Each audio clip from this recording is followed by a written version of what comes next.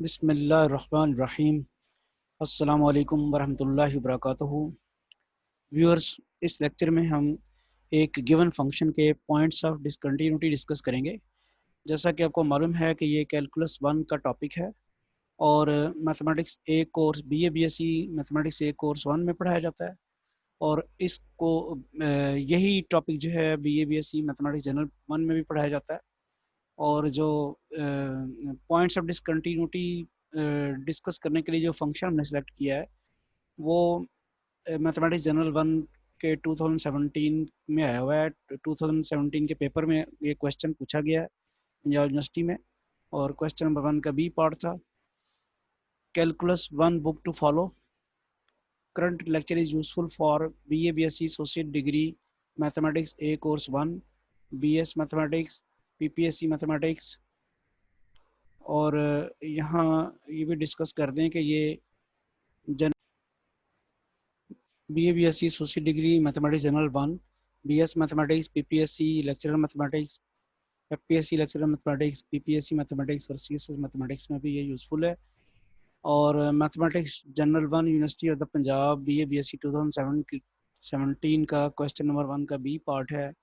Find the points of discontinuity of the function. ये function जो है ना 3 हिस्सों में सेपरेट किया हुआ है, ज़रा गौर कीजिएगा। एक है f of x equal to x plus 2 if x lies between 0 and 1, और फिर एक है f of x if x lies between 1 and 2, f of x equal to x plus 5 if x lies between 2 and 3।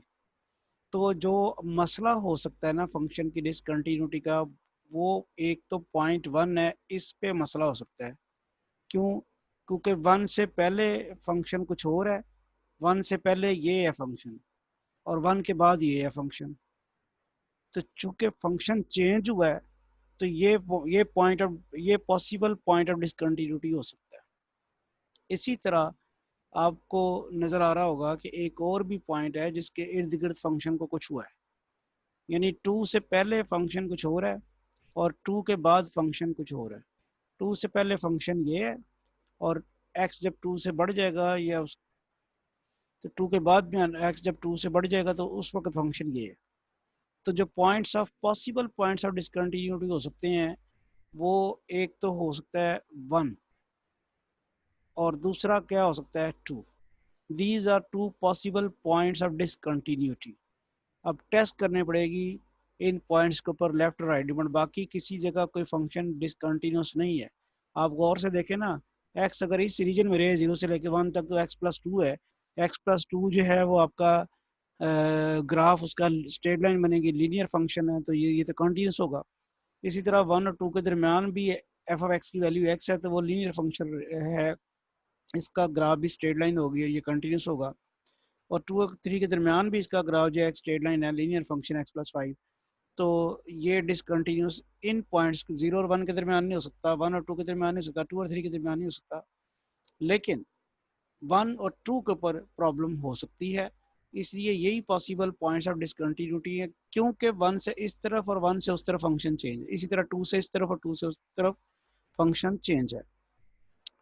Since the function splits in parts at points x equal to 1, 2, so possible points of discontinuity may be 1 and 2। जैसे मैंने भी बता दिया आपको, first we test the continuity at x equal to 1। हम x equal to 1 के ऊपर continuity test करते हैं। तो पहला काम तो ये करते हैं, लेफ्ट लिमिट 1 के ऊपर लेते हैं, left hand limit, limit x approaches 1 minus, ये ऊपर जो माइनस सुपरस्क्रिप्ट है ये लेफ्ट हैंड लिमिट को इंडिकेट कर रहा है। और ये मैं किसी लेक्चर में डिस्कस कर चुका हूँ आपको। लेफ्ट हैंड लिमिट का मीनिंग क्या होगा कि 1 से छोटी वैल्यूज की तरफ से आप आ रहे हैं।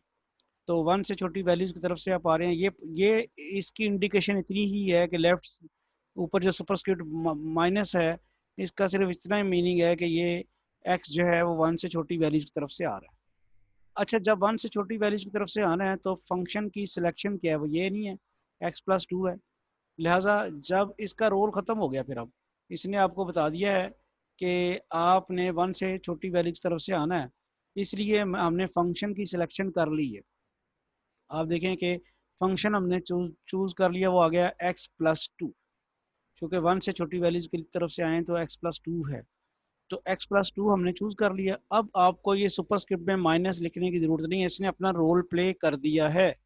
इसका काम यही था कि ये लेफ्ट हैंड लिमिट बता रहा था। लेफ्ट हैंड लिमिट का मतलब है कि लेफ्ट हैंड लिमिट का इफेक्ट है फंक्शन के ऊपर, और फंक्शन जो है वो x+2 है, उसकी जब चॉइस हो गई, सिलेक्शन हो गई, तो फिर आपको सुपरस्क्रिप्ट में लिखने की जरूरत नहीं है। दैट्स वाई मैंने सुपरस्क्रिप्ट से माइनस जो है वो गायब कर दिया। तो अब आप लिमिट पुट करें, x की जगह 1 पुट करें, 1+2 आ जाएगा 3। ऑन द अदर हैंड जब हम राइट हैंड लिमिट लेते हैं, x अप्रोचेज 1+, ऊपर सुपरस्क्रिप्ट में 1+ इंडिकेट कर रहा है कि आप राइट हैंड लिमिट ले रहे हैं। तो जब हम राइट हैंड लिमिट लेंगे तो x आपका 1 से दूसरी वैल्यू, बड़ी वैल्यू की तरफ से आएगा, इस तरफ से आएगा x, इस तरफ से x आएगा। तो आप देखते हैं कि उसके लिए फंक्शन उसने कहा है x लें। x जब 1 या 1 से बढ़ जाए तो आपने क्या लेना है, x लेना है। तो आपने जैसे ही चूज कर लिया x, जैसे ही आपने x चूज कर लिया एफ ऑफ एक्स की जगह, तो सुपरस्क्रिप्ट में से प्लस आप हटा देंगे। तो अब आप x की जगह 1 लगा दें, तो आपके पास जो है आंसर इसका राइट हैंड लिमिट का 1 आ गया। अब चूंकि left hand limit right hand limit के बराबर नहीं आई है, तो फंक्शन की लिमिट एग्जिस्ट नहीं करती, और फंक्शन की लिमिट एग्जिस्ट अगर 1 के ऊपर नहीं करती तो फिर फंक्शन कंटिन्यूस भी नहीं होगा एट x इक्वल टू 1। अब दूसरा पॉइंट चेक करने के लिए, 2 जो है उसको चेक करने के लिए दोबारा हम फिगर कंसिडर करते हैं, और ये लेते हैं लिमिट x अप्रोचेज 2 माइनस। अब x अप्रोचेज 2 माइनस मीन कि आप 2 से छोटी वैल्यू की तरफ से आ रहे हैं। तो 2 से छोटी वैल्यू की तरफ से आएगा तो ये डायरेक्शन होगी लेफ्ट हैंड लिमिट। तो 2 से छोटी वैल्यूज के लिए ऊपर फंक्शन डिफाइंड है, वो है x।